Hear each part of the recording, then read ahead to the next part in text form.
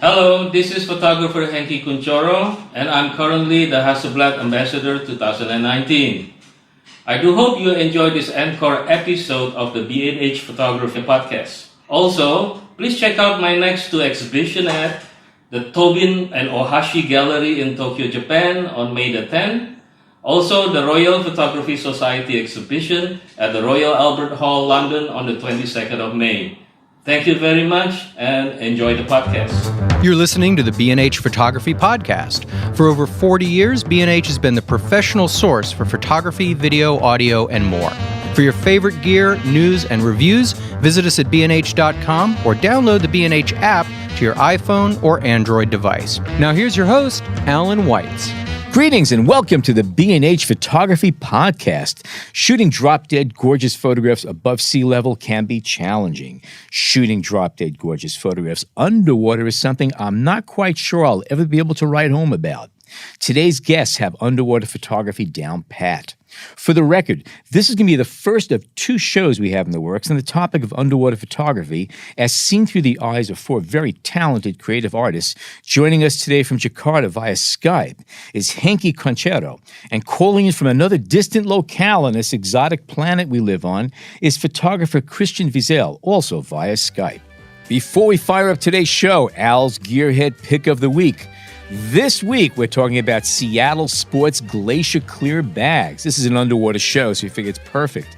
There's a slew of new waterproof bags that are available in a variety of sizes. If your plans include boating, kayaking, or other activities that include getting broadsided by rogue waves or water balloons, you should check them out. Seattle Sports Glacier Clear bags range in size from 6 by 10 inches through 12.5 by 28 inches. And now on with our show. Our first guest today is Hengki Koentjoro. He's a fine art photographer based in Jakarta, Indonesia. His stunning black and white work incorporates images of land and sea, and germane to this episode, also underwater landscapes. Really good ones, too. He has had gallery exhibitions throughout the world, won numerous prizes, including the 2014 Hasselblad Master in Landscape and Nature category. He's also published books. His first one is called Monohydra and has an introduction by Michael Kenna.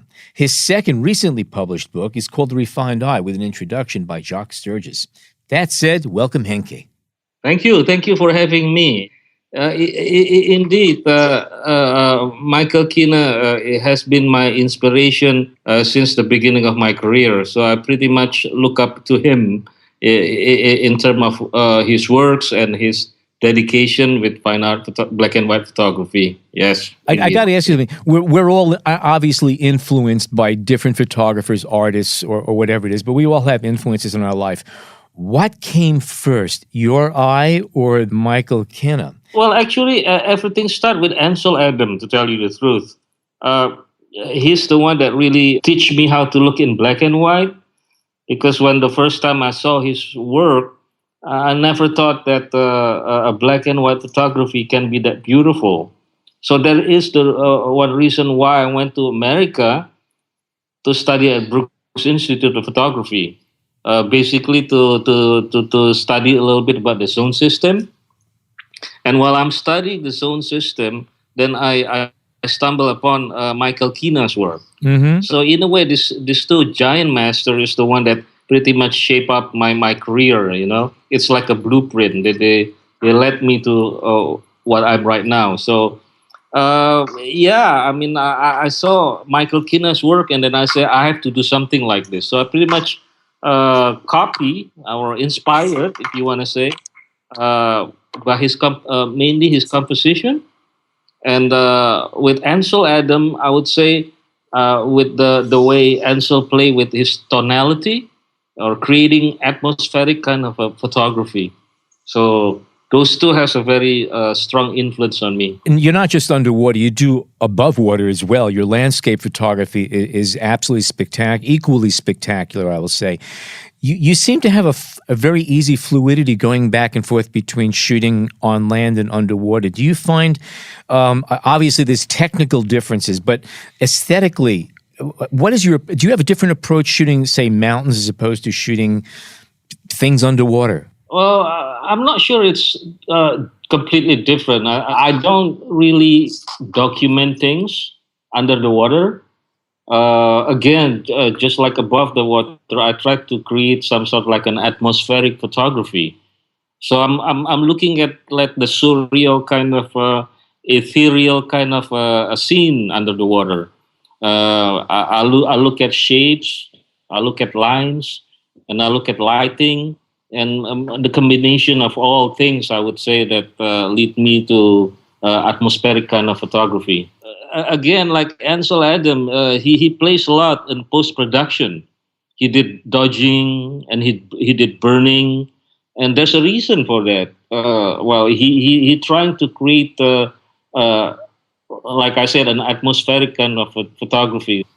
Something that's very apparent when going through all of the galleries of your work is that they all hold together as a group. There's a commonality to them. And it has to do not only with composition, which is something you capture in camera when you're taking the photograph, but the tonality and the mood and the visual dynamics is very, very similar through them. So is it safe to assume that you spend a good deal of time post-production, post-capture, I should say, getting these effects?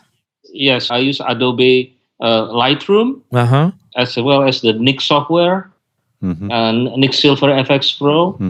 Basically, those are the two software I use from color to black and white.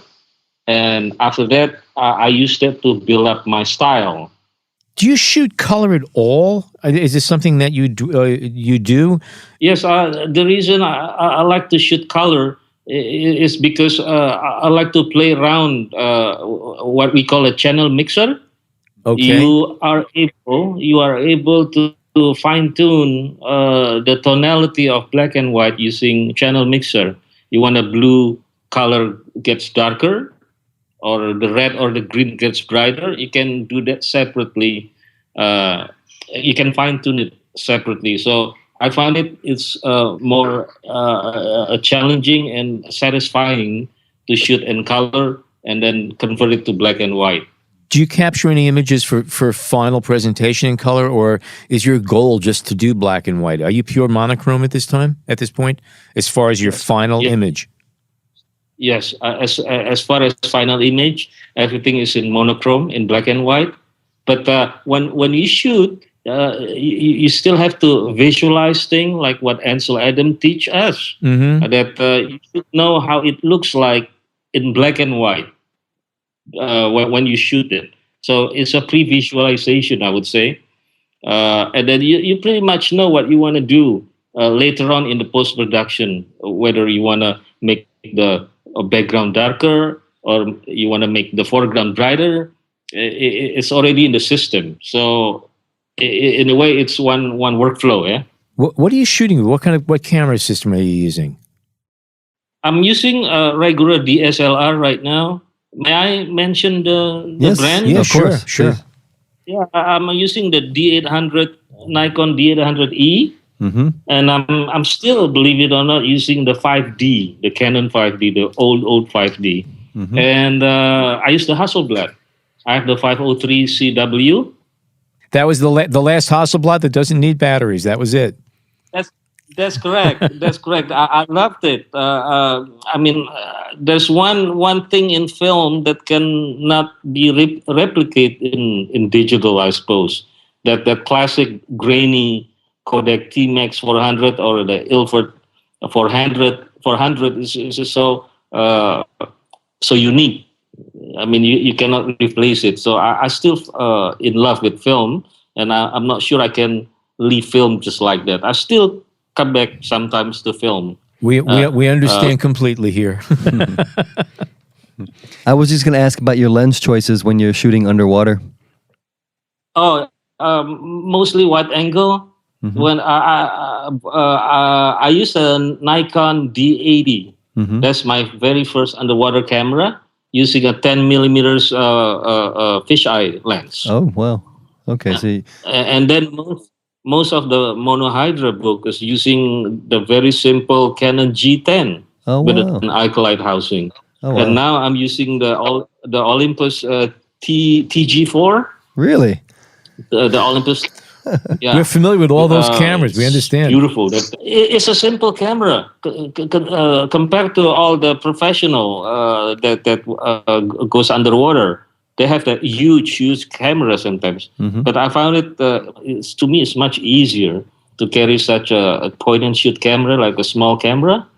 So you can concentrate more, and you don't get tired, of course, because you don't have assistant when you go shoot underwater. I love the candor that, you use Hasselblads, but you also use point and shoots too, because I'm a big advocate of using whatever camera you have, because they all take wonderful pictures with their own qualities. But I noticed when going through your work online that almost everything, I think everything that I saw is cropped square. Now, obviously, that's from your Hasselblad days, but are you carrying that through with everything you're shooting with your Nikon too? So you're cropping. Do you mask off your finder or anything like that, or do you just eyeball it using the grid screens when you're composing pictures this way? I used to zoom 10% bigger. That's my rule of thumb. I just make it a little bit bigger. So it turns out that for me, it's so much easier to crop it when it's a little bit bigger. Yes, the subject is going to be a bit smaller, but for some reason, the square just looks perfect. If you do it 10% slightly bigger than if you would like to shoot normal in rectangular format. And of course, this is because of Michael Kina. Yeah, I said I want to be like this guy. I want to be like a master the way he composed everything. The minimalist kind of a style, because it looks less is more. Yeah, the way he played with all the negative space, he is such a master with it. There's not a single item in his photographs that's overdone. Everything there has a place. There's nothing unnecessary. That's the key to it. And your work has that same quality. Same quality too. Thank you. I mean, Michael Kina would come back to the same tree like 7 years in a row. Like this is the tree in Hokkaido. He keeps shooting the same tree over and over and over again. And what about you then? Do you return to the same places often, particularly with your underwater work? Do you know a certain area that you'd like to go to and the creatures that you're looking for? The land, yes, but underwater is kind of difficult because you can never predict what goes under the water, and we go to the same place, but different current, different month, different season. You will have completely different life under the water. So as much as you want to repeat the same thing, I'm afraid you won't be able to do that. Do you dive? Do you snorkel? How do you approach it from that side? Are you have you always been an underwater person, or you just decided that you need to take your photography to a new place? It's hard not to dive in Indonesia because we have 13,000 islands. Right. I think this is dubbed as the biggest archipelago nation on Earth. And the Indian Ocean and the Pacific is like on the left and the right side of Indonesia.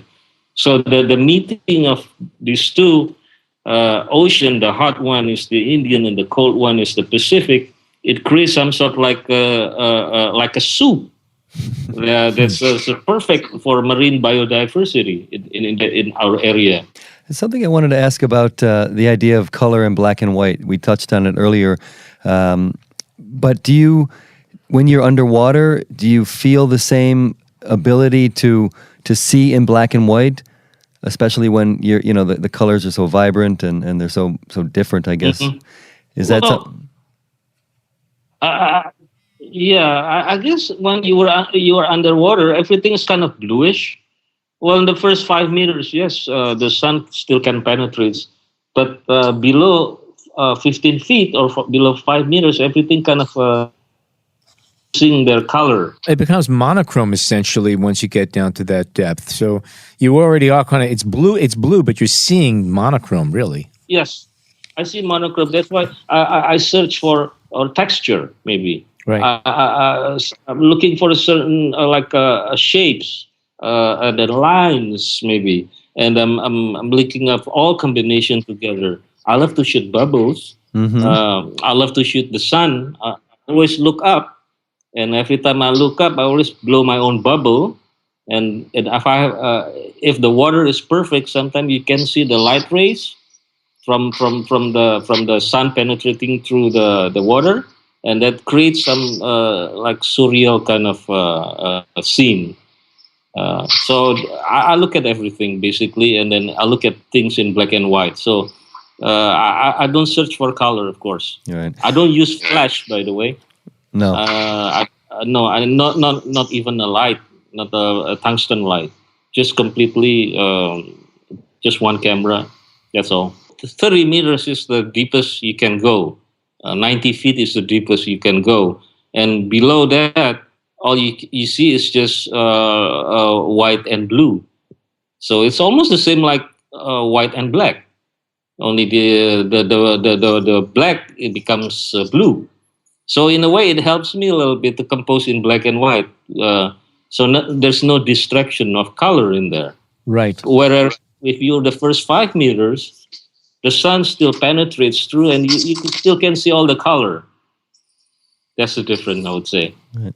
And in terms of the light, I mean, you talked a bit about looking up and having the light come through the water, which is obviously beautiful in the photos that I've seen.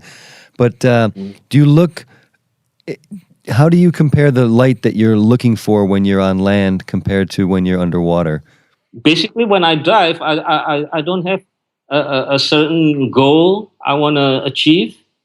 I just dive having fun. And if I see something interesting, then I would capture it. And if it's just doing like that. So I would say like I would dive like 3 times a day from 9 o'clock to 2 p.m. Each dive would allow me, the oxygen tank would allow me to dive around 1 hour. So 3 hours dive in a day. I usually finish about 16 gig of film. So I shoot a lot. That was actually a question I had, because knowing that you're using a smaller camera, and in this case a point and shoot, which I think is incredible. Yeah. And especially compared to on land, if you have a Hasselblad or a D800, it enables you to shoot faster. But does that affect your the way you compose, or do you just shoot and then figure it out in post-production? I just shoot, and usually most of again, just like land, you do some pre-visualization. If it's a scenery under the water, then you pretty much know that you what you're gonna do later on the post-production. If it's an animal like a soft coral, usually the soft coral has a very beautiful tentacles, like a very beautiful texture in it. So you pretty much know what you're gonna do later on in the post-production. Do you dive by yourself? You're not supposed to. I always have a buddy. Yeah, I mean, it's a man-made equipment. It can fail. Right. If you're alone, then you're in danger. So that's the 3 rules that always follow. Is always plan your dive and dive your plan, and then you always have a buddy with you. And number 3, just be open-minded. Remember that you're an alien, so you make sure you take only picture and leave only bubbles. You don't destroy the environment. That's the 3 rules that I always follow. Yeah. And the person, your buddy, is also a photographer? Or I guess my question is about how you give yourself the time and the space to do the work that you need to do when you're underwater. Do you? Yes, it's better, because it's going to be very boring for a non-photographer to follow a photographer under the water.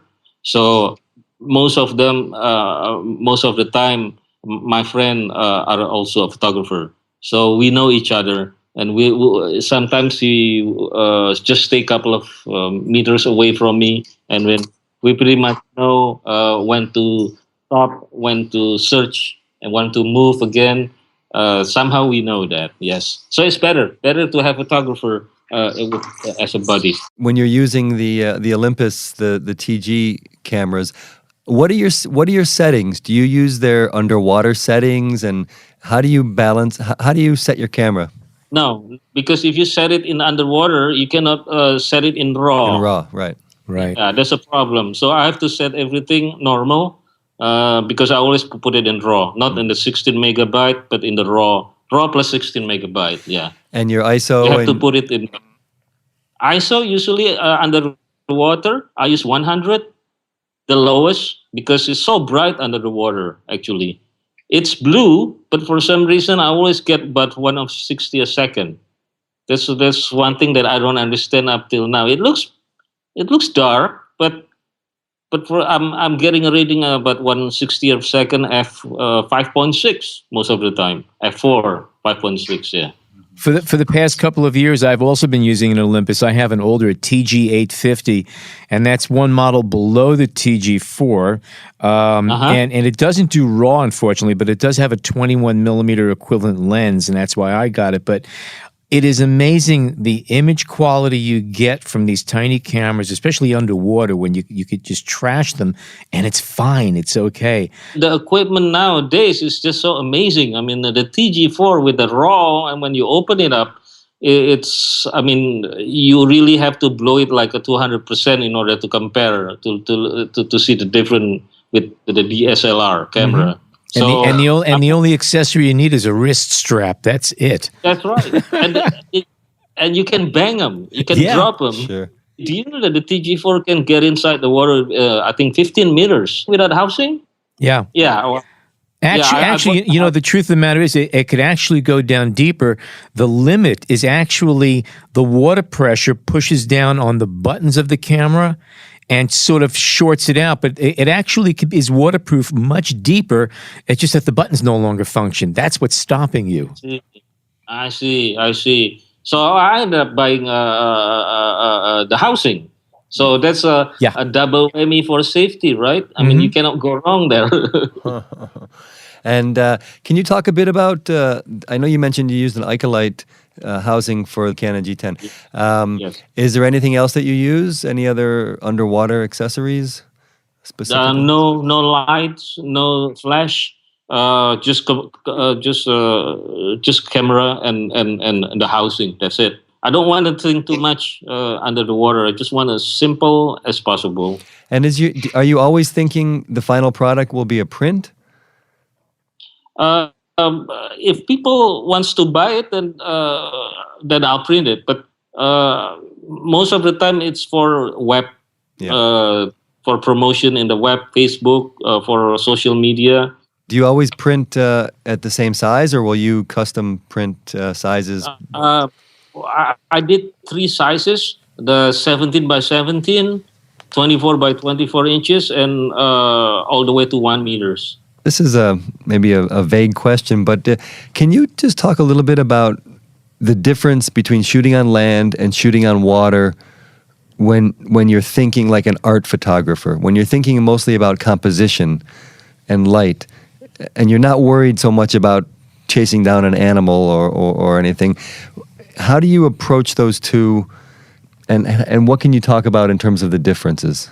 Not much in difference. I would say I let them show me. I let nature dictate me what to take. Once it reveal herself, then I should know how to compose. I just let things develop. I never search for a certain thing. If I find it good, I'll take a picture of it. If I don't, then I'll do it later. So it's kind of abstract how to explain it. Yeah. Just let things develop for itself, I would say. And that's the same if you're on land, if you're hiking. That's just on land. Basically, it doesn't matter where you are, what camera you use. If the approach should be exactly the same. All right. Well, Hengki, thank you so much for joining us today. Terrific talking with you. Again, I'm going to just keep gushing about your work. And for our listeners, if you have not seen his work, you should definitely check it out. Hengki, what's your website? Can you tell us so people could look it up? Yes, it's www.hengki-koentjoro.com. Okay. And for the spelling, come to our site. You'll see it right Yeah, there. we'll put a link. It'll all be, all the links will be on our site when this podcast goes live. And what are you working on next? Yes. What is your tomorrow project? I'm looking at global warming. A lot of islands get disappearing because of the rising of the sea level. So I'm documenting, especially in the north coast of Java Island. I live in Java Island, so it's just right next door to me. So I've been shooting a lot of documentary. I would say documentary photography is more like photojournalism more than fine art. Although the approach kind of fine art, I do long exposure, but it's more like documenting people that get displaced from their house. Cemetery that's in the middle of the water, in the ocean, that kind of thing. How long has this been evident that the islands are vanishing? How long has it been going on by you? Well, I used to see a house 1 kilometers away. Now the house is gone. Now the ocean is about 1 kilometers inland. So it's happening. It's real. The global warming, I would say. I see it myself. Normally we don't get a tornado in Java Island, and suddenly for the last 5 years we see a lot of tornado. And then we see a lot of coral bleaching in when I was diving. So that's the very sign of global warming. Yeah. It does exist, and it's real, and I saw it, and I'm documenting it. Well, we look forward to seeing the efforts of your work, and if anyone can do it, I'm sure you're the person for the job. Hengki, thank you so much for joining us today, and look forward to seeing more of your work. Thank you. Thank you so much, John and Ellen. We hope you're enjoying this edition of the B&H Photography Podcast. Send us a tweet at BHPhotoVideo, #BHPhotoPodcast. Hello, this is underwater photographer Christian Vizl. I hope you enjoyed this encore episode of the B&H Photography Podcast. And I wanted to tell you that I have a brand new book that it's called Silent Kingdom. The introduction is by Sylvia Earle. I have text also by David Dubillet, Teneri Brooks, and Michael Lau. And you can find it at Amazon. Thank you very much. Christian Vizl is an underwater photographer based in his native Mexico. His work blends wildlife photography and art photography into beautiful imagery with a serene sensibility in which creatures of the sea seem suspended, almost motionless. His work is equally captivating in both color and black and white, and has appeared in many publications including Sport Diver, The Times of London, and National Geographic's Blue Hope book. He has also won numerous awards for his underwater work, including a 2017 Sony World Photography Award. Christian, welcome to the show. It's a pleasure to have you. We were looking at your photographs. Needless to say, we were looking at your photographs very carefully, and your work is really beautiful. One of the first questions I have for you is, what came first for you, your love of nature and underwater, or your love of photography? Where did you start? Thank you very much for the invitation, and it's a pleasure to be here. And as back as I can remember, I have always loved nature, and especially the ocean. I can remember, when I was very young, my parents took me to vacation on the beach in Mexico, and I would just sit in a beach, completely by myself, and just look at the ocean and imagine what would it happen if suddenly all the water would just disappear, but all the animals would stay in the place wherever they were. So I could go inside the ocean and walk through it and see where all the animals were. That's one of my first childhood dreams. And I think photography came later. My love for photography, I think it came especially because of Ansel Adams. I remember just looking at his images of landscapes in black and white, and got me fascinated. And I think I got my first camera around 15 years old or something like that. Yeah, but definitely first it was the love for nature. And when did you first start shooting underwater? That came actually very, very late in my life. And because I knew, even as a kid, a young guy, that I would love diving, and I saw all these beautiful documentaries by Jacques Cousteau, and I was very inspired by him. And I have encyclopedias of the ocean growing up.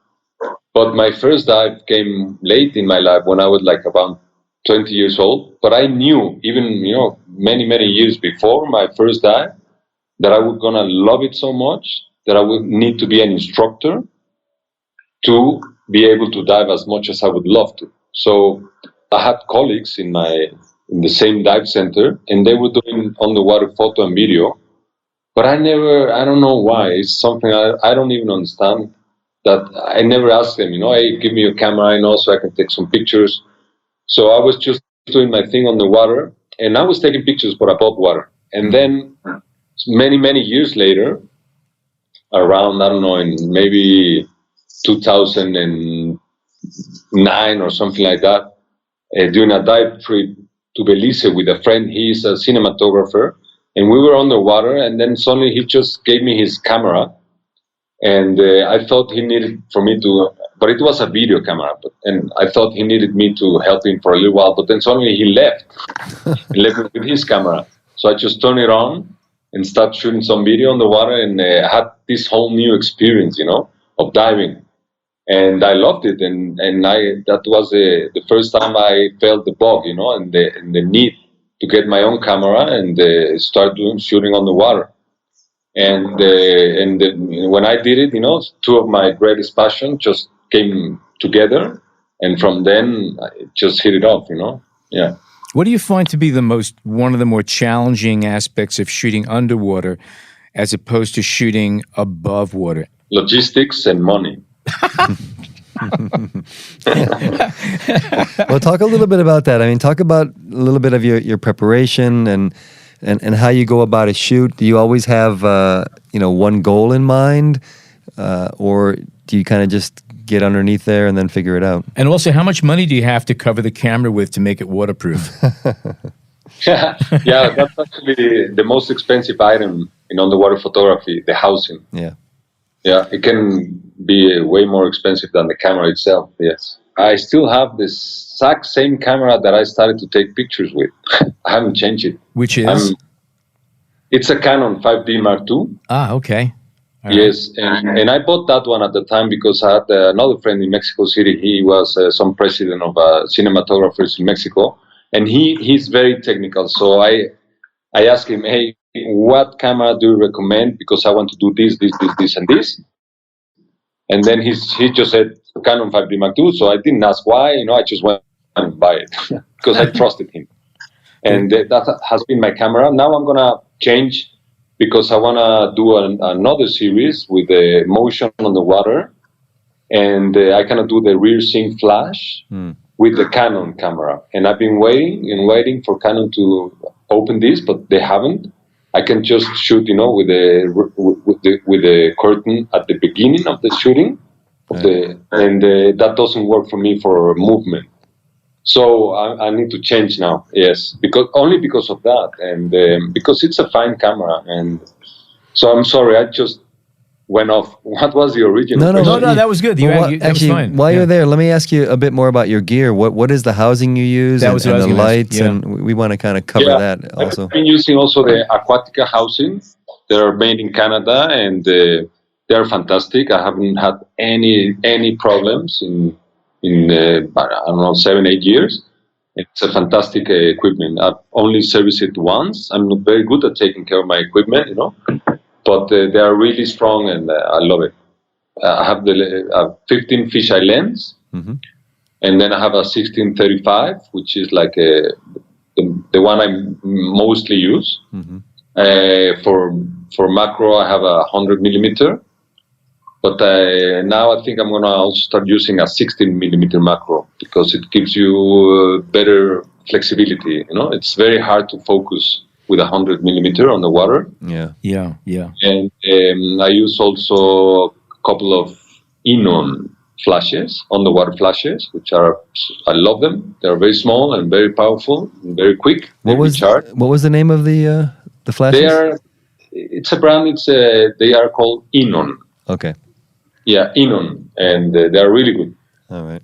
What's the And, deepest you go down shooting? How far down do you go before it's just not doable anymore? Well, you can go as deep as you are able to, with your diving experience. And there is a lot of light, you lose a lot of colors the deeper you go. But if you take a flash, then, that doesn't.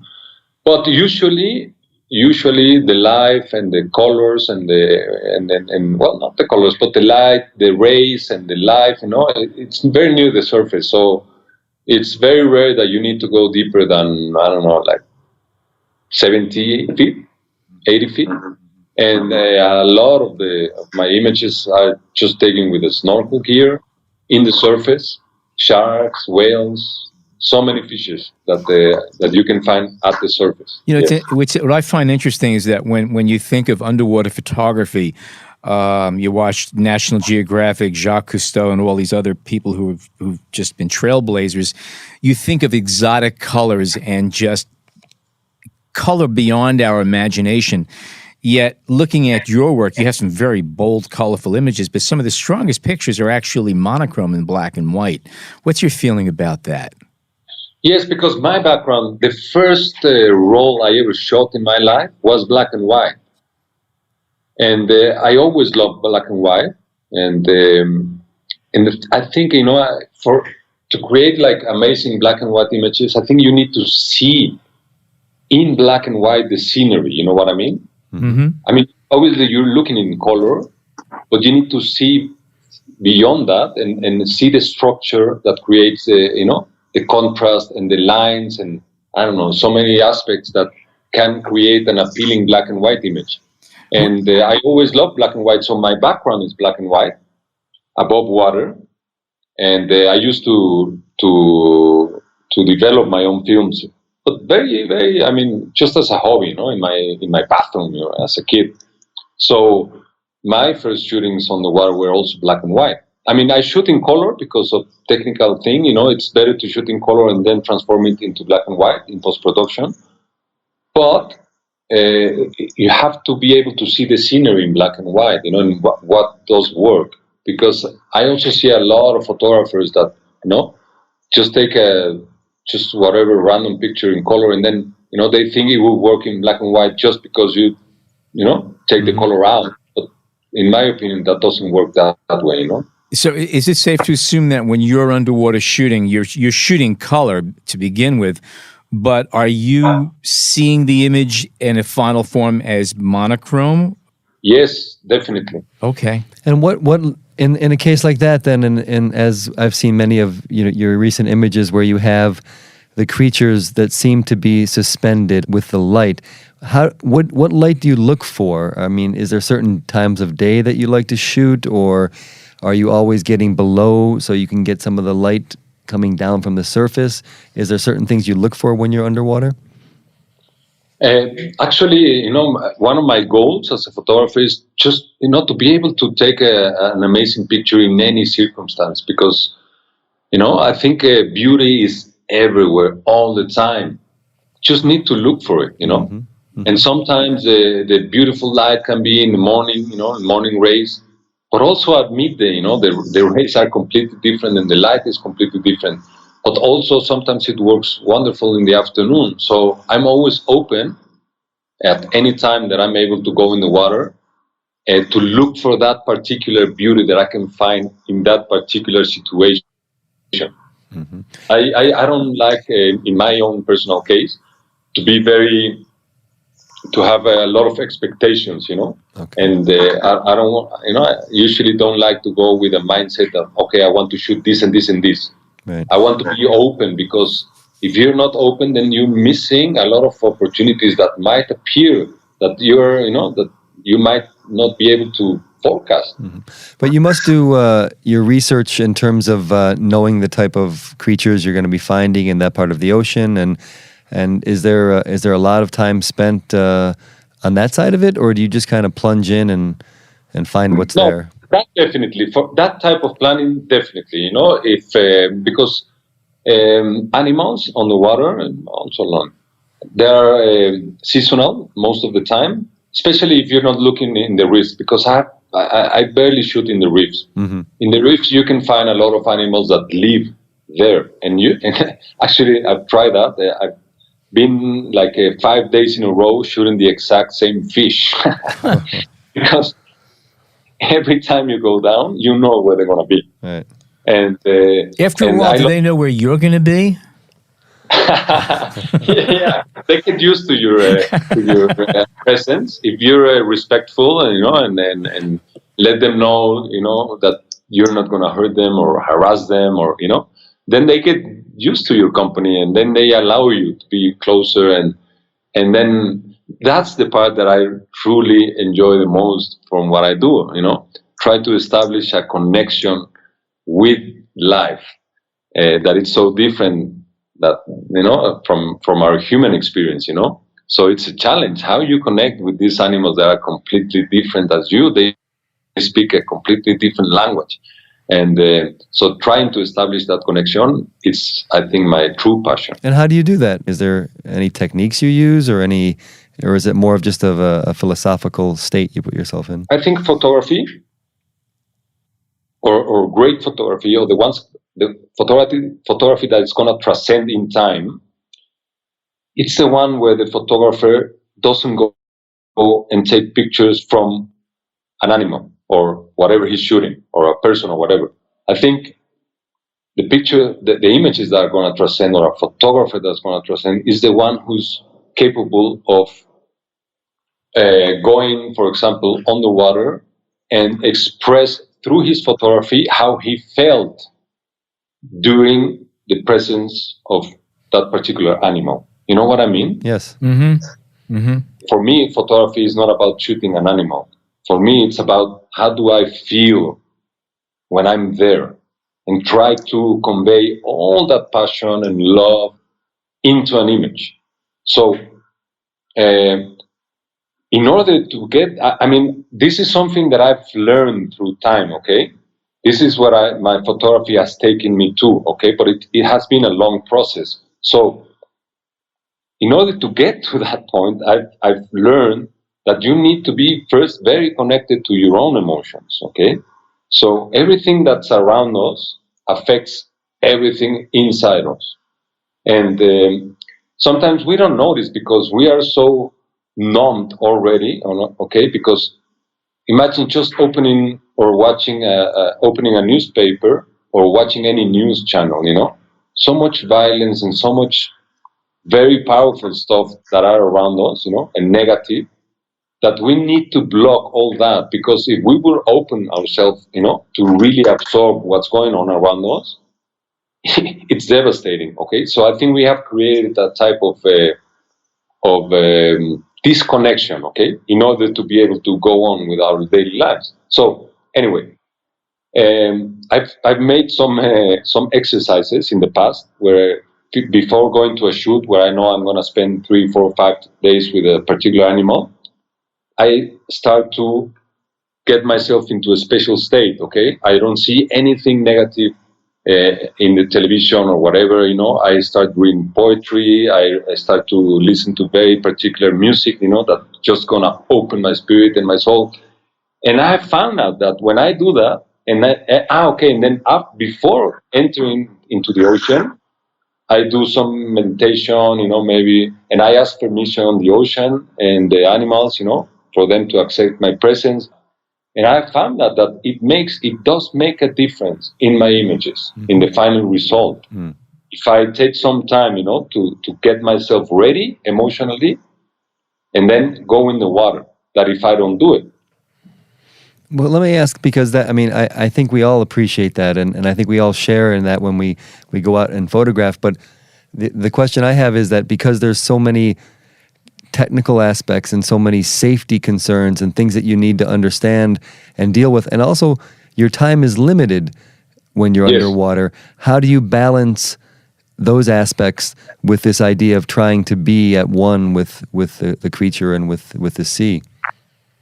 Yes, the thing is, to start underwater photography, I think you first need to be a good diver.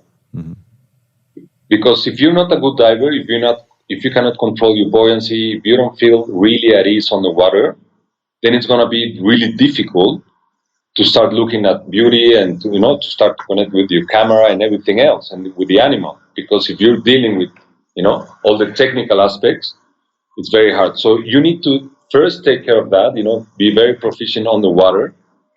And then, because now it's very easy to go on the water, okay? You don't have any fears, you don't have any technical impediments, that are gonna make you, Right. And then once you get that out of the way, you go on the water, and then it's very easy, It's like being above water. You just don't think about it. You know what I mean? Right. You just breathe, relax, and actually, I get very relaxed on the water. That's one thing that I love, and all the chaos that sometimes I feel above water, it just disappears. And do you seek out certain animals, or is it like, let's say, for example, I want to get a photo of a whale shark, and I haven't done that. Do you specifically look for certain animals, or how do you decide? I mean, is much of your work done on assignment, or is it all kind of based on what you feel like you want to do? To throw a point, I imagine it's also dependent on migration, because certain animals are there certain times of the year and they're not other times. It's all migratory. For a lot of these animals. Yeah, exactly. Most of the dives are going to be seasonal. So if you want to see a particular animal, you need to be there, during a particular time of the year. So you need to plan for that. So it's a logistic. It's very complex, the logistic for what I do, because sometimes I get assignments by some dive magazines. They want to take and sometimes I even write articles, because for me it's a chance, to be, in a trip, and then I don't need to pay for that, and they pay me, and that's wonderful. And so that's one part of the things I do. And then a couple of friends of mine, they are organizing trips all around the year. So they're, they're putting in their advertising that I'm going to be the photographer on board, and I'm going to help people, with tips. And I get to go with them. So, have fun, and I get to take my pictures. And sometimes I do some trips by myself, It all depends. And of course, the ocean is so big, and there are so many different animals that I would love to shoot, that I would need 10 lives. Say, out of every 10 dives that you do, how many of those dives will you come back with what you consider very successful photographs? If the conditions are good on the water, I usually can come up with at least one, a manageable image from every dive. Yes. Okay. At the end of your tank time, you come up and you have nothing that's exciting. You're okay with that too, right? Because you basically just spent an hour or so underwater in your favorite place. The day I won't feel that, I won't do it anymore. Okay. For me, photography on the water is just like a pretext to be exactly where I want to be. Okay. Yes, so it takes me there. So my goal is not to take amazing images. My goal is just to be on the water. And if I come up with amazing images, fantastic, then it's a double game. Yeah. But the main thing is to be there, and enjoy just spending time on the water and spending time with these amazing animals. That's a great attitude. Great attitude. Yeah. Let me ask you about some of your ideas on composition. And will there be photos that you won't take? I mean, are you somebody who shoots a lot, or are you somebody who shoots very little? And what to you are images that you won't take? Yeah, I think as my photography career progress, I'm taking every time less images, because now I'm more. I think I know a little bit more better than before. What to look for. You're more selective. Yes, exactly. Right now I'm more selective of the type of situation that that I would love to shoot. And so before I was taking, maybe 1,000 images every dive, and that has come down a lot, because I find out, with some experience that I have now, that it's not worth it. Sometimes it's just not worth it to be just shooting. Mm-hmm. And but sometimes when everything, like all the animals, the conditions, the ocean. Sometimes when everything works, I can feel it, when I'm on the water, that this is the moment, the perfect moment. And sometimes that's where my greatest images come from very particular times, because sometimes you can go and look for a particular animal and make a long trip or whatever, and maybe you don't find it, maybe the ocean, it's very wavy and the visibility is not very good. It happens a lot, A lot of variables down there, I would imagine. a lot.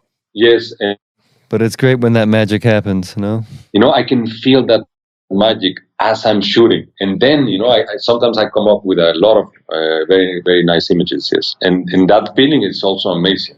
Do you find that you do cropping a lot? Because I was thinking you don't have a lot of control under there. You're floating. Your subject is floating, and you're both moving around, fighting the tides, playing this little dance. I mean, you're trying to get closer, and this animal's checking you out, pulling back, getting closer. And sometimes you get a great shot, but the image is kind of small. So do you have any reservations about cropping the image to make it the final image that much stronger? Yeah, I mean, it's very hard not to crop on the water because, animals are moving fast, and I don't like to crop a lot. I have a limit where I would, even though it might be a great image, but if I need to crop it a lot, then I won't do it, and then I just say, well, next one. Is that based on resolution and image quality? Yeah, it's the resolution. It's gonna lose a lot of quality for sure, and it's not worth it, in my opinion. Sometimes I get the time to do the final composition on the water if I have the time to, but sometimes with the sharks and fast-moving animals, it's very hard. But it's also manageable to at least, give your image an idea on the water. You know what I mean? Yeah. Maybe I can put the shark on the left, or maybe I can put it on the right, or, maybe it's not going to end up in the exact same position, but at least I can manage, I can see it a little bit of the final image, and I can frame for that on the water. Yes. Can you speak a bit more about your other post-processing, especially when you're going from color to black and white, what you use, what programs you use? And I only use Lightroom for post-production. Mm-hmm. And I think Photoshop, it's fine, but I think it's designed for designers, for graphic designers. So I find it very complex, and I don't know how to use Photoshop, and I don't want to learn. So complex. And of course, you can do everything in what I do in Lightroom. You can do it in Photoshop and a lot more. But in my case, I found that everything that I would like to do in an image, I can do it in Lightroom. A lot of people think that my images or some of my images are Photoshop, but actually it's very easy, because if I want a completely white background, imagine a shark and the ocean. That's it. When you shoot it, the ocean is going to be blue, and the shark is going to be whatever color the shark is. Okay? Right. Usually it's going to be some grayish. So there are two colors, okay? They are not the same. So when I translate it into black and white, then I have a light gray and a darker gray. And this is the trick. Above water, you might only have one good exposure in order to get your whole scenery just perfect, lighting-wise. It's one setting to get a good exposure. But on the water, you can have up to 7 different steps to get this good exposure. So if in my final image, I want my background, my blue, to be a very, very light gray, almost white, then you need to shoot for that. You need to expose for that, for a very, very light blue. Or in the contrary, some in my images, you see the blue is actually black. Then you need to expose for a very, very dark blue. And then when you translate it into black and white, then you just go give that particular color, the blue, more light or less light. Just take or give some light. And that's it. Okay. This sense of suspension and of the animals floating kind of in this almost, it's not even seems like water, that there's nothing you add to that in post-production. That's just simply the composition and the lighting, really. Yes, that's it. No, nothing in post-production. No, I don't take or put anything in my image. Yeah. Right. Let me ask Yes. maybe really quickly, what are the settings you use when on your camera, like in terms of your ISO, your shutter speed, and even the white balance? How do you establish your settings with the Canon? It depends a lot. It depends how deep you go Okay. and the available light. Right. But let's say today, if you go and you're going to shoot in the first 15, 20 feet, then you can go and you have a good visibility and a good sun rays. I don't know, maybe you can go with a ISO 200 and then maybe f8. Mm-hmm.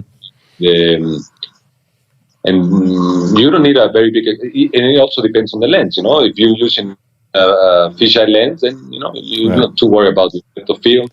So, yeah, it varies. Changing subjects a little bit to talk about the animals that you're dealing with and maybe any problems or issues that you've had or safety concerns. I mean, I read on your website that you want to be a voice for the sea, and many people have a lot of fears, particularly about sharks. And do you have any comments you'd like to make about that? And I understand that for people who aren't so comfortable underwater, it's a totally different idea. But how do you handle? I mean, is it more about just understanding your place in the water and being calm, and maybe you can have some stories to share? Yes, definitely. All the fears that we have for the animals on the water, especially the sharks, are just in our heads, because in reality, sharks are they don't pose a real threat to humans. Yes, there are some attacks every year, and some people die, but there are only in average 5 deaths due to sharks attack every year. Mm-hmm. And it's not that they get eaten by the sharks; they just get bitten. Right. And of course, it's a wild animal with a big mouth, with a lot of teeth, and one bite, can be fatal. But if you put that into perspective, we kill, in average, 70 million of sharks every year. But how many people die from car accidents every year? No, of course, yeah. Actually, there's only in the United States, more than 100,000 people die every year from secondary effects from drugs prescribed by a doctor. Mm-hmm. Okay, and we are not afraid of taking that medicine. You know what I mean? But what are your safety concerns? I mean, what creatures are more dangerous that we don't realize? Or what is your concerns, your safety concerns when you're underwater? Yeah. Well, I think the ocean is actually a very safe place for humans to visit. Okay, for me, in my opinion, there are not really very real dangers, or at least not some that you can avoid, like currents. That can be a danger. Mm-hmm. But from animals' point of view, there is really not a lot of danger. Maybe some jellyfishes that can be fatal if touched. So you want to certainly avoid them. But they are only in certain areas. So you will also know, in what areas exactly. So try to avoid them. And that's also a passive danger. It's not like they're coming to get you. It's just that they have those tentacles dangling, and if you happen to swim near it and brush against it, they got you. They're not looking for you, though. Exactly. So, yes. So, but I'm not saying that, don't worry, just jump in front of 1,000 sharks and it's going to be fine. No, I'm not saying that, okay? I'm saying if you want to go there, just be prepared for whatever you're going to encounter, and you're going to be fine, if you are prepared for that dive. And if you are not, then start to learn with somebody that does, okay? Of course. So I didn't went to encounter sharks by myself, when I was studying, because some people did that before me, and I am grateful to them because they show all of us the reality of what a shark really is. Mm-hmm. In relation to humans, you know what I mean? Right. So there were people that preceded me in that way, and so we can all learn from them. It sounds like most of your work is in and around Mexico. Can you speak about other places on the earth where you photographed, and what are some of your favorite places? Yeah, I've been to some places in Asia, like in the Philippines and South Africa. Also in Port Elizabeth, I was looking for the sardine run over there. And I've also been a lot to the United States. There are some amazing places over there. I recently did a trip also to Florida, which guys have some amazing animals over there.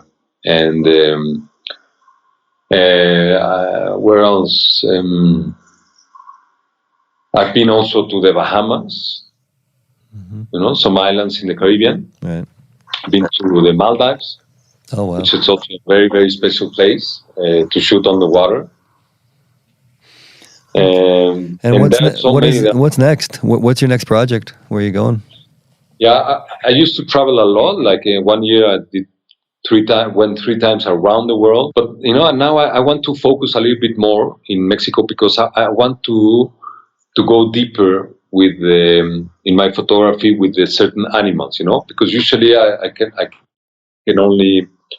get only a few days with a particular animal, so there are only certain shots that you can get in those days, So I would like to go deeper in a sense of staying in the same place for maybe 2-3 months, okay, and then try to see everything that particular place has to offer in terms of wild animals that I can shoot, and to shoot them a lot, because I think,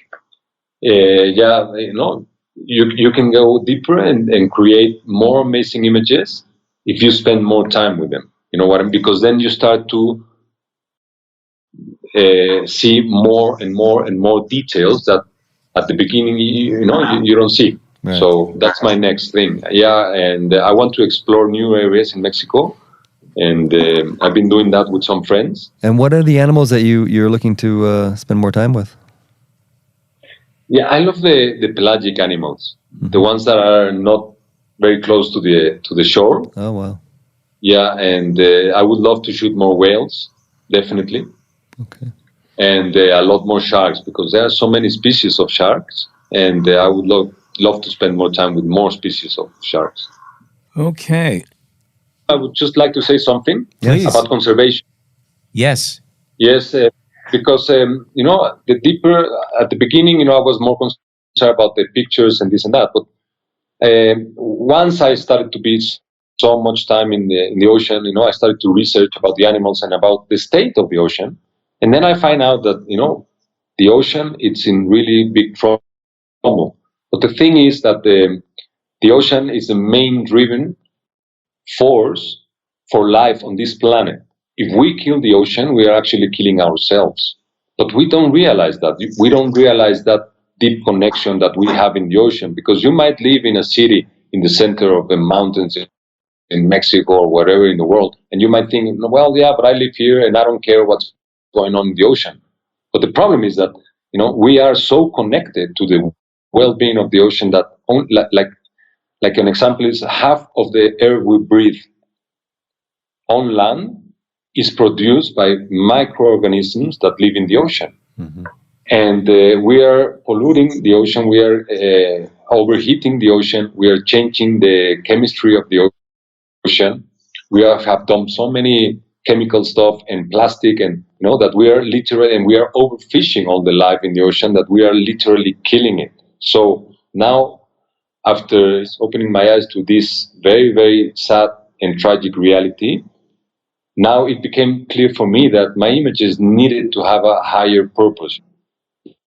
Because one of the purposes is to show beauty, because I think to be in touch and with that beauty that is all around us is a very important part of every single human being. You know what I mean? Mm-hmm. We shouldn't be letting that go, even though our daily lives might be very hectic and stressing. But I think it's very important for humans to be able to appreciate beauty everywhere. And that was the first goal. But now my second and higher purpose is to bring a message to the people that are going to be looking at my images of conservation. So I wanted to talk a little bit about that. I think it's very, very important for us humans to see that reality and start doing something about it. Let me ask, do you think you need to change your style of photography to do that? do you think you need to go more toward a documentary style and away from what we might want to call an art and wildlife style, or no? Actually, in my images, and this is a conscious decision I made long ago, there is nothing that will show you all of these problems that I was talking about. Because there is a lot of people that are doing that, and I'm grateful for them. But sometimes if we overdo those images, it can also create people to react in a way that say, okay, I don't want to see that anymore, because it's very hard to deal with them. So I think something that can also initiate change in humans is through love and compassion. Because if we fall in love with something, we're going to try to protect it, okay? So my images are aimed to people see them and to fall in love with all this magnificent life, I'm trying to show you this beautiful marlin, okay, in all this splendor. If you want to go a little bit deeper, maybe open our eyes to also that reality that it's very important for our life that all these animals stay healthy in the oceans, because they all have a particular role in the whole ecosystem that we are dependent upon. So hopefully people will start to open their eyes to that reality. Points taken. If people would like to see more of your work, your website is?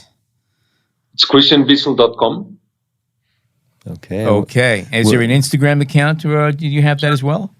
Yes, Christian Vizl. Easy to find. Vizl. Vizl, by the way. So, and his work, if you haven't seen his work is absolutely wonderful. Okay, well, Christian, thank you so much for joining us. That's a wrap on another wonderful show. In the meantime, on behalf of John Harris, Jason Tables, and myself, I'm Alan Weitz. Thank you so much for tuning in today.